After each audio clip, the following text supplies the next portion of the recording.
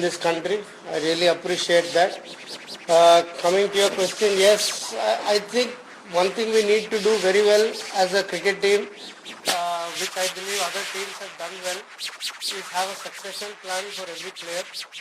So I think I always equated Mohammadullah a little bit to an MS Dhoni in the kind of role that he performs for the team. So he's batted at number 6, just like what Dhoni has done for India. He's finished off games. But I think Dhoni cannot go on forever and ever, right? So you need to have a succession plan for who after. And I think this was the right time for all of us to come together and think of this and say who can fill in those big shoes. I mean, Mohammadullah's shoes are very big shoes to fill, but you need someone. And unless we start playing players in that role, we will not find the right one. I think unfortunately the weather hasn't been very kind to us in the last couple of days, but yeah, first day we had an opportunity. I think I was very impressed. I've not seen a lot of Lipton, but he's an established cricketer now. Nurul Sohan again, very good, very busy, got a good knowledge of his own game. I'm quite eager to see more of Rabbi, Yasir. I think he's got the power, which I think Bangladesh lacks as a T20 team. We need the firepower in the middle, somebody who can clear the ropes, somebody who can find the boundaries. I think Rabbi is very exciting. I haven't seen a lot of him, to be honest, but whatever little I've seen him, he looks an exciting prospect. I think I was consulted with every move, every decision. I'm very happy that my sort of opinion has been valued. Yeah. So I'm not here to extend my contract or anything. I'm here to do my job to the best of my ability for the time I'm contracted. If any coach comes thinking of an extension, I don't think that's the right way to operate. I will do my best for Bangladesh, and I wear heart and soul for this team, right? So I think I will do my best in every move, in every step that I take. I will do my best for Bangladesh. It's not up to me whether my contract is extended or not. It's the way you look at it, right? It's the way you look at the results. I feel there was a huge positive in the way we played in the Asia Cup, the way we sort of fought, and I know both the games were for us to win. The results did not go our way. Does not mean we haven't played good cricket. So I sort of please request everyone, don't be results driven. Results are everything in sports, but I think there needs to be a process in place, there needs to be a plan, and as long as we have that direction and everybody is in that direction, and I firmly believe Bangladesh is going in the right direction with T20 cricket, and that's all I'm accountable for and that's all I'm responsible for. And as I said, every step of my journey in the next couple of months, I will put my best foot forward for what is best for Bangladesh cricket. And I'm not worried about what will happen afterwards. That will take care of itself if we do what we are supposed to do right, simple things right. I think this will be sort of eye-opener for all you guys. What I'm looking for is impact. I'm not looking at performance. Like, I think Bangladesh is going to be a team which will win if 7 or 8 players make an impact. So a 30 or a 25 in 17, 18 balls is an impact for me. The way, I'll give you a small example, the way Mossadegh took on Hasaranga in that over after the dismissal of Riyadh, got 12 runs in that over, that is impact. So I think as a team we should look at people who impact the game and not look at performance. Performance I think is overrated in T20 cricket. So people who perform, the teams can still end up on the losing side, but if we have more people impacting the game, the chances are we'll win more games. I think he's a very good player, very good. He's got the temperament for international cricket.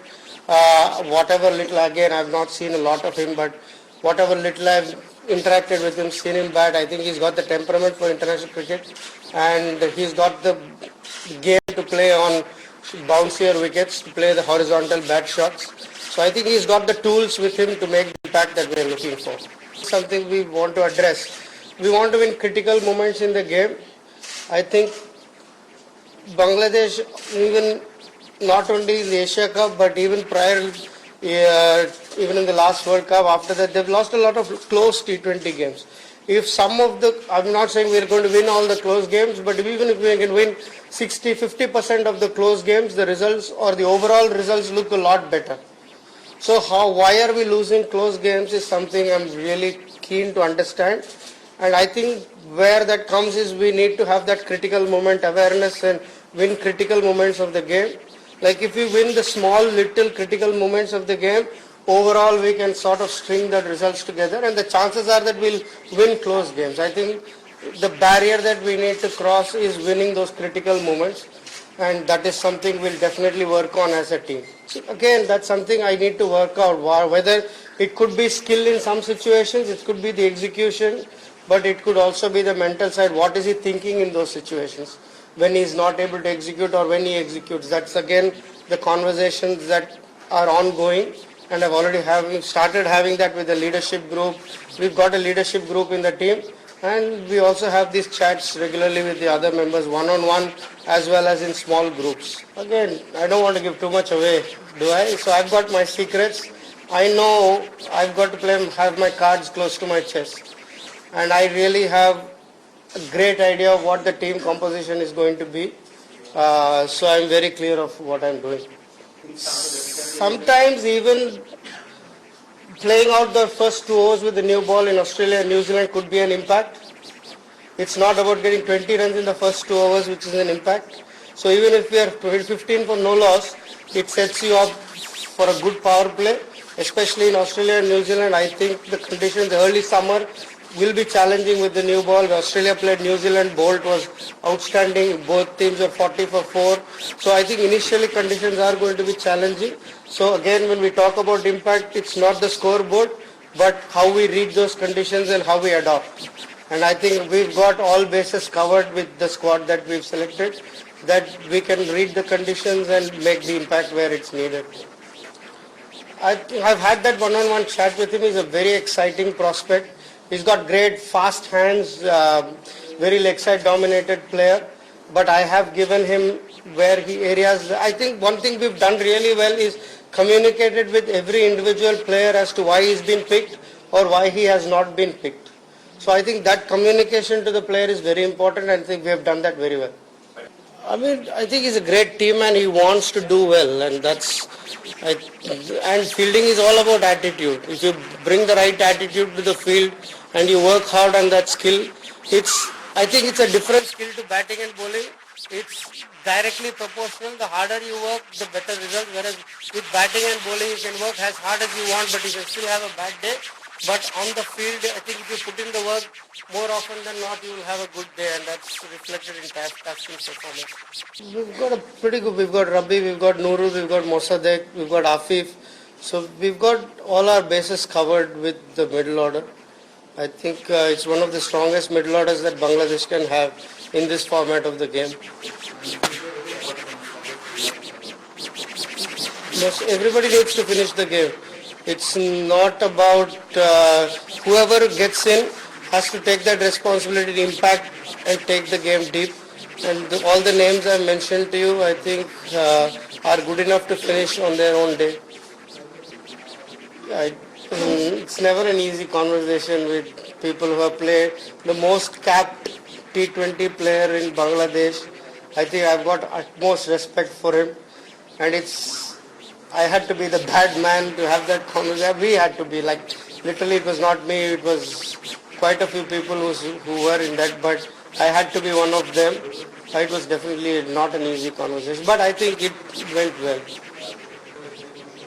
I mean, it's very, again, we've got to select 15 players. I love Sheikh Mehdi. He's a phenomenal character in the team, and what I like about him is the energy that he brings. But unfortunately, where we are going are not very spin-friendly conditions. We have to carry that one extra seam bowling option for us to, have different mix, play different combinations.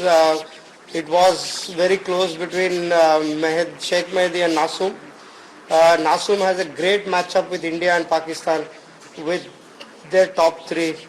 So I think the left-arm spinner slightly came ahead. and we've got Miraz who bowls off spin, Mossadegh bowls off spin. So it's very unfortunate for Sheikh Mehdi to miss out. But fantastic cricketer. He will be in every team that plays in Asia and in the subcontinent. He will be there in the team for sure. Thank you.